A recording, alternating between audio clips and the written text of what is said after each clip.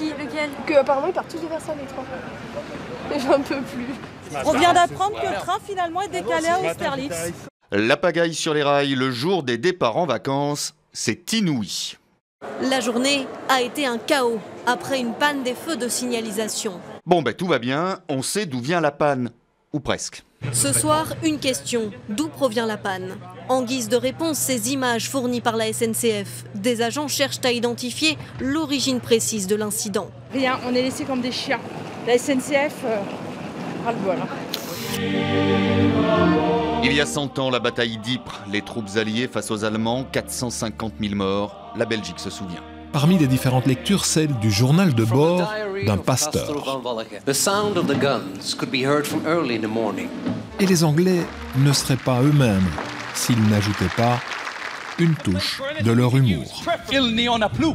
Puis il y a cette scène réellement impressionnante de la destruction de la ville. Ville entièrement reconstruite à l'identique, joyau de l'architecture flamande. Elle a fait beaucoup de bruit avant le premier départ, la Formule E. Et pourtant, l'intérêt de la voiture électrique, c'est bien le silence, non le bruit, venait des mécontents. Les nombreuses critiques n'ont pas passé inaperçues dans les garages. J'ai entendu parler un petit peu de polémique. Polémique autour de la fréquentation, visiblement pas très rentable. Or, les gradins étaient loin d'être pleins pendant les essais libres et les qualifications. Je ne l'ai pas payé, j'ai eu un cadeau. Il y a ceux qui voient les gradins à moitié vides et ceux qui les voient à moitié pleins.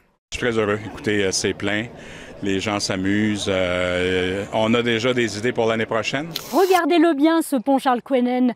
Il fait un demi-kilomètre et lorsque vous êtes en son milieu, eh bien, sous les pieds, vous avez 85 mètres de vide. Et là, c'est pas le moment d'avoir le vertige. Alors on respire un bon coup et on s'engage sur le pont suspendu le plus long du monde. Vous appréhendez? Pas trop moi, mais peut-être mon mari un peu plus. Ça tend qu'on se croirait vraiment sur un bateau en pleine mer, donc quand il y a un peu de vagues et tout cela, mais en tout cas on a l'impression de sécurité dans ce qui se dégage de ce pont.